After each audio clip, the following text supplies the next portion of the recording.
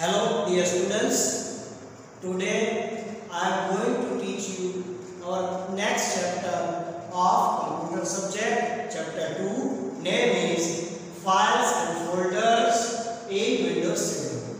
Before starting our new chapter, I like to revise of chapter 1. In chapter 1 we have seen the working process of computer, how it works, what do you mean by computer, applications of computer. We have seen the input device, output device and processing device or unit of computer system. In input unit, dear students, in input unit or in input device, we have discussed about the keyboard, mouse, trackball, light pen, joystick, web camera, stylus, ठीक है, touch pen और इस सब के बारे में input device में discussion किया है। उसके आगे बढ़ते हुए प्रोसेसिंग यूनिट और प्रोसेसिंग डिवाइस में हमने सीपीयू मतलब सेंट्रल प्रोसेसिंग यूनिट जो सीयू प्लस एएलयू का combination, CU means control unit and ALU means arithmetic and logic unit, ये दोनों का combination plus arithmetic and logic unit, उसके बारे में हमने अगले लेक्चर में डिस्कस किया। उसके बाद हमने एमयू मतलब मेमोरी यूनिट के बारे में डिस्कस किया था। उसके बाद हमने आउटपुट डिवाइसेस के बारे में डिस्कस किया था। आउटपुट डिवाइसेस में मॉनिटर के तीन type, CRT, LCD and LED means वहां पर हमने प्लाज्मा पैनल और टीएफटी पैनल भी देखा था। सीआरटी मतलब कैथोड रे ट्यूब, एलसीडी मतलब liquefied crystal display and LED मतलब आज के जमाने का लिक्विफाइड और लाइट एमिटिंग डायोड। एलईडी मतलब लाइट एमिटिंग डायोड, एलसीडी मतलब लिक्विड और लिक्विफाइड क्रिस्टल डिस्प्ले और पुराने जमाने का सीआरटी मतलब कैथोड रे। उसके बाद हमने प्रिंटर के बारे में बात की थी। Printer, dot matrix, drum printer, ठीक है, इंकजेट और लेजर प्रिंटर। फिर हमने यहाँ पर स्पीकर्स के बारे में बात की थी। फिर प्रोजेक्टर जो हमारे मल्टीमीडिया प्रोजेक्टर है बड़ी स्क्रीन वाले, उसके बारे में बात की थी। तो बच्चों हमने वहाँ इनपुट डिवाइस में स्कैनर की भी बात की थी, आपको याद है। OMR optical mark reader, OCR optical character reader, PCR barcode reader, फिर एमआईसीआर के बारे में भी बात की थी। मैग्नेटिक कैरेक्टर रीडर और मैग्नेटिक कैरेक्टर रिकॉग्नाइजर। फिर बच्चों हमने आगे बढ़ते हुए मेमोरी स्टोरेज डिवाइस और स्टोरेज यूनिट की बात की थी, जिसने हमने दो कैटेगरी में डिवाइड किया था, प्राइमरी और मेन मेमोरी, और दूसरा है सेकेंडरी और ऑक्सिलरी मेमोरी। मेन मेमोरी मतलब प्राइमरी मेमोरी में देखा जाए तो RAM and ROM, random access memory और रीड ओनली मेमोरी। रैम के दो टाइप, एस रैम मतलब स्टैटिक रैम और डी रैम मतलब डायनामिक रैम। रोम के दो प्रकार, टू टाइप्स ऑफ रैम, दो कैटेगरी मतलब PROM programmable read only memory and वहां पर EEPROM मतलब erasable programmable read only memory. तो वहां जैसे देखा जाए मेन मेमोरी प्राइमरी मेमोरी की बात की, फिर आती है सेकेंडरी और ऑक्सिलरी मेमोरी, जिसमें हमने हार्ड डिस्क की बात की थी बच्चों। हार्ड डिस्क HDD, फिर हमने CD मतलब कॉम्पैक्ट डिस्क 700 MB प्लस का डेटा स्टोर करती है। फिर DVD डिजिटल वर्सेटाइल डिस्क जो हमारे 4 GB से थोड़ा ज़्यादा डेटा स्टोरेज करती है। फिर हमने पेन ड्राइव और USB फ्लैश ड्राइव के बारे में बात की थी, मतलब हमारी पेन ड्राइव यूनिवर्सल सीरियल बस और USB पेन ड्राइव और फ्लैश ड्राइव के बारे में बात की थी। फिर बच्चों हमने महत्वपूर्ण BRD ब्लू-रे डिस्क जो 25 GB से लेकर 50 GB तक का डेटा स्टोरेज करती है। आज के ज़माने में वाइड स्टोरेज कैपेसिटी वाली डिस्क सेकेंडरी स्टोरेज के तौर पर, उसके बारे में बात की थी बच्चों। फिर हमने लास्ट में हमारे मेमोरी कार्ड जो मेमोरी कार्ड्स आते हैं, माइक्रो एसडी कार्ड जो हमारे स्मार्टफोन में लगाया जाता है, टैबलेट में लगाया जाता है, वो micro SD card memory card के बारे में बात की थी, जो 1 GB, 2 GB, 4 GB, 8, 16, 32, 64, 128 ऐसे लार्जेस्ट कैपेसिटी तक के मेमोरी कार्ड आते हैं, जो 1 GB से लेकर 128 या 256 GB तक के अपने मेमोरी कार्ड होते हैं। उसके बाद बच्चों हम एप्लीकेशंस ऑफ कंप्यूटर के बारे में बात कर रहे थे। मतलब कंप्यूटर एप्लीकेशंस जो कहाँ पर कंप्यूटर कौन से तौर पर, कौन से फील्ड में, कौन से फैक्टर में, कौन सी इंडस्ट्रीज में यूज कर रहे हैं, ज़्यादातर वाइडली यूज होते हैं। उसका पहला यूज देखा था हमने एजुकेशन और ट्रेनिंग में, फिर हमने देखा था हेल्थ केयर एंड मेडिसिन मतलब मेडिकल साइंस में देखा था, फिर एंटरटेनमेंट, फिर engineering and manufacturing, homes, businesses. ठीक है बच्चों, ये काफ़ी एग्रीकल्चर से और बाकी सब भी काफ़ी सारे इंडस्ट्री, चाहे डिफेंस हो, कितने सारे एप्लीकेशन है, उसमें से कुछ चुनिंदा एप्लीकेशन हमने देखे थे। फिर बच्चों हमने वो स्टोरेज, वो स्ट्रक्चर देखा, जैसे कि बीट 0 और 1 से स्टार्ट होकर वो टी तक 13 लाइन तक हमने देखा। तो रिवाइज कर लेते हैं। फिर पहला बीट आता है, बीट 8 बीट इकट्ठा होकर बाइट बनता है, BYT बाइट। अब 1 byte is equal to 8 bits. वैसे ही उसके बाद के भी आता है kilobytes, 1 kilobyte is equal to 1024 bytes. फिर 1 MB मतलब 1 megabyte is equal to 1024 kilobyte. फिर 1 megabyte is equal to 1024 kilobyte. फिर 1 GB मतलब 1 gigabyte is equal to 1024 megabyte. फिर 1 TB मतलब 1 terabyte is equal to 1024 gigabyte. So बच्चों हमने ये स्टोरेज स्ट्रक्चर देखा था, जो अलग अलग डिवाइस में अलग अलग स्टोरेज कैपेसिटी से काम करते हैं। तो कुल मिलाकर हमने काफ़ी सारे बेसिक इंट्रोडक्शन कंप्यूटर की, उसकी कैरेक्टरिस्टिक्स, उसकी वर्किंग प्रोसेस, इनपुट प्रोसेसिंग और output unit, memory storage unit और एप्लीकेशन और उसके यूसेज देखे। तो आज उस चैप्टर 1 को पूरा करते हुए चैप्टर 2 में आते हुए files and folders in Windows 7। बहुत महत्वपूर्ण बात है बच्चों, यहाँ पर देखा जाए तो chapter 2 files and folders in Windows 7 हमारे तीनों वर्डिंग यहाँ पर देखेंगे। फाइल्स और फोल्डर्स से आप इंट्रोड्यूस हो, पर यहाँ पर बात की जाए विंडोज 7। विंडोज 7 वो ऑपरेटिंग सिस्टम है, वो माइक्रोसॉफ्ट कंपनी में 2007-8 में लॉन्च की थी पब्लिक पर्पस के लिए। तब से लेकर आज बड़ी वाइडली सारे वर्ल्ड में सभी फील्ड में, सभी इंडस्ट्रीज में, एजुकेशन से लेकर ट्रेनिंग तक, मेडिकल साइंस और डिफेंस तक ये ऑपरेटिंग सिस्टम इस्तेमाल हो रही है। ये वाइडली यूज ऑपरेटिंग सिस्टम है। ये सिस्टम का UI मतलब यूजर इंटरफेस काफ़ी अच्छा है, क्योंकि वो GUI पर कार्य कर रही है, ग्राफिकल यूजर इंटरफेस।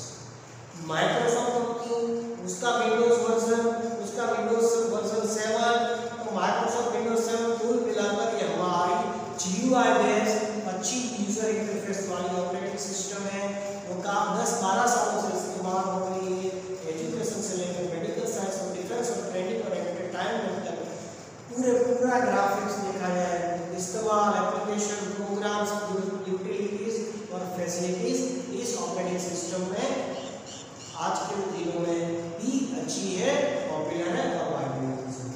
तो यहाँ पर देखें तो बच्चों विंडोज 7 अच्छा ग्राफिक्स मिला है, अच्छा यूजर इंटरफेस, उसका मतलब सभी प्रोसेसिंग टास्क, सभी यूटिलिटीज आप समझ सकते हो कितनी अच्छी होगी, कितनी पॉपुलर और easy to use and easy to understand होगी।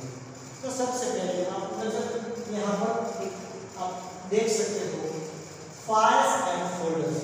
फर्स्ट पॉइंट, आपको पता है सभी ऑपरेटिंग सिस्टम में जो मेन स्क्रीन आती है डेस्कटॉप, जिसको बोलते हैं डेस्कटॉप, जो हमारी फर्स्ट स्क्रीन है। सो यहाँ पर हम बच्चों और कोई भी ड्राइव डायरेक्टरी में या डेस्कटॉप पर हम फाइल्स एंड फोल्डर्स इजीली बना सकते हैं। राइट क्लिक करके न्यू प्रेस करके आप कभी भी फाइल और फोल्डर, न्यू फाइल और फोल्डर बना सकते हैं और उसका नाम भी नए फाइल और फोल्डर का नाम, कभी भी आप उसका फाइल और फोल्डर का नाम रख सकते हैं। आप अपने हिसाब से उसका फाइल और फोल्डर का नाम कभी भी बदल सकते हो, कभी भी कुछ भी नाम रख सकते हो। कोई भी ड्राइव हो जैसे ECE और EF, कोई भी ड्राइव उसमें बना सकते हैं, या कोई डेस्कटॉप में आप अपनी पसंदीदा फाइल और फोल्डर आप अपने हिसाब से बना सकते हो। इस फाइल फोल्डर को आप रीनेम कर सकते हो, क्रिएट कर सकते हो और कहीं भी कट कॉपी पेस्ट डिलीट कर सकते हो। फिर देखो बच्चों फाइल आइकन्स एंड एक्सटेंशन। कोई भी फाइल है वो अपने आइकन्स के लेकर आइडेंटिफाई होती है। जो फाइल का आइकन से उसको पता चलेगा ये फाइल है, ये सॉफ्टवेयर या प्रोग्राम्स की फाइल है, कब बनाई गई है, कौन सी एप्लीकेशन प्रोग्राम और कैसे कंसेप्ट को ये बिलोंग्स करती है। और उसका देखा जाए एक्सटेंशन, फाइल को आइडेंटिफाई करने के लिए उसका आइकन्स और एक्सटेंशन काफी महत्वपूर्ण है। जैसे कि वर्ड की फाइल तो वर्ड का डब्ल्यू का एक्सटेंशन होगा, एक्सेल के तो उसका, प्रेजेंटेशन के तो उसका होगा, या नोटपैड वर्डपैड में तो ऐसा होगा। वर्ड में है, वर्डपैड में है तो आप समझ सकते हो, वर्डपैड में .txt, वर्ड में है तो आप विंडोज 7 में .docx docs, एक्सेल में .xlx, पावरपॉइंट में .pptx, mp3 फाइल है, ऑडियो फाइल है तो .mp3। ऐसे काफी आप फाइल एक्सटेंशन और फाइल आइकन के बढ़ते नजर आप फाइल को डिफरेंशिएट कर सकते हो और बाकी की फाइल को अच्छी तरह आइडेंटिफाई कर सकते हो। तो यहाँ पर देखा जाए तो disk drive. Next hard disk drive की जो ड्राइव होती है उसे डिस्क ड्राइव बोलते हैं। पार्टीशन पार्ट रखकर कोई भी ड्राइव, कितनी भी ड्राइव अच्छी तरह बना सकते हो। सी डी ई एफ कोई भी ड्राइव अपने हिसाब से उसका पार्टीशन कर सकते हो और आप उसके हिसाब से आपका वो ड्राइव का नाम आप रख सकते हो, लोकेट कर सकते हो। उसके बाद जो देखा जाए तो द कंप्यूटर मतलब माय कंप्यूटर। अब स्टार्ट मेनू में जाकर भी माय कंप्यूटर फोल्डर ढूंढ सकते हो, या तो डेस्कटॉप पर भी उसका सॉफ्टवेयर क्रिएट करके रख सकते हो और देख सकते हो। माय कंप्यूटर में जाओगे तो आपको एक्सप्लोर करोगे तो बाकी सारी डिटेल्स मिलेगी। आपको सभी ड्राइव भी माय कंप्यूटर में मिलेगी, जैसे CDF ड्राइव, वहाँ पे लेफ्ट साइड में आपको my documents, my pictures, my videos, ठीक है, माय साउंड्स और my audios, network places, control panel, explore करके सभी सारी चीजें देख सकते हो, इस्तेमाल कर सकते हो। सो माय कंप्यूटर पूरे कंप्यूटर की डिटेल्स, फाइल, फोल्डर या एप्लीकेशन को अच्छी तरह एक्सप्लोर करता है, डिराइव करता है। देन क्रिएटिंग फाइल्स, कोई भी डायरेक्टरी पर राइट क्लिक करके आप नई फाइल फोल्डर कहाँ भी चाहे प्लेन एरिया में, ब्लैंक एरिया में राइट क्लिक करके न्यू दबाएं, रिफ्रेश करें, आप अच्छी तरह कोई न्यू और फाइल फोल्डर बना सकते हो। तो कभी भी आप उसको जहाँ चाहिए वो नेम से, वो नाम से आप अपना फाइल फोल्डर बना सकते हो। ये नाम कुछ भी हो सकता है, आपकी चॉइस के हिसाब से रख सकते हो, लेकिन आप वहाँ डुप्लीकेट नाम उसका नहीं रख सकते। और फिर ये फाइल फोल्डर को कभी भी आप उसको कट कॉपी पेस्ट कर सकते हो और आपको गलती से नाम दूसरा रख दिया है तो उसको रीनेम कर सकते हो, कहीं भी कट कॉपी पेस्ट कर सकते हो। फिर बच्चों ओपनिंग एंड एग्जिस्टिंग फाइल्स और फोल्डर।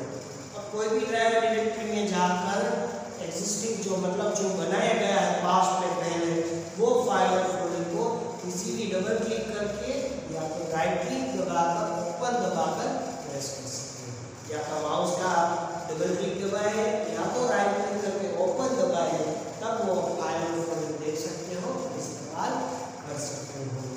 फिर देखा जाए बच्चों तो viewing the properties of file और फोल्डर। कोई भी फाइल फोल्डर को आप राइट क्लिक करेंगे तो आपको वहाँ प्रॉपर्टीज का ऑप्शन मिलेगा। प्रॉपर्टीज में आपका फाइल नाम मिलेगा, फाइल का एक्सटेंशन मतलब कौन से एप्लीकेशन सॉफ्टवेयर में बनाएंगे उसका आइडेंटिफिकेशन, उसका एक्सटेंशन मिलेगा, जैसे .docx है, .txt है, .pptx है, .mp3 है, .jpg है फोटोग्राफी की, या कोई और एक्सटेंशन है, तो आप फाइल को इजीली आइडेंटिफाई करेंगे।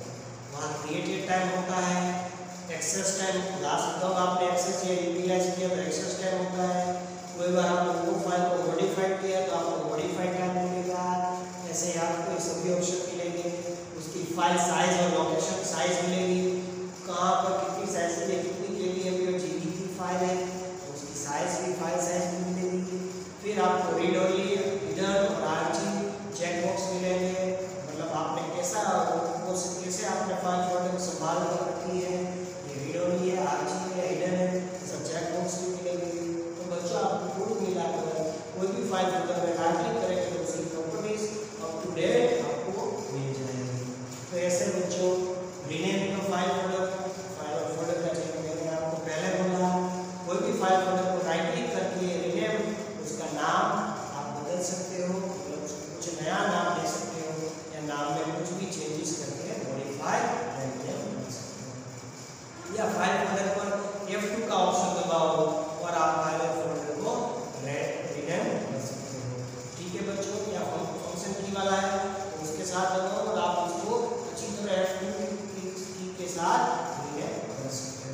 जैसे बच्चों हमारा chapter 2 file and folders in Windows 7 हमने क्रिएटिंग से लेकर कैसे आप फाइल और फोल्डर को ओपन करते हो, एग्जिस्टिंग फाइल को रीनेम करते हो, ठीक है, कैसे क्लोज करते हो, कैसे आप आइकन्स, एक्सटेंशन, प्रॉपर्टीज सबके बारे में बात की।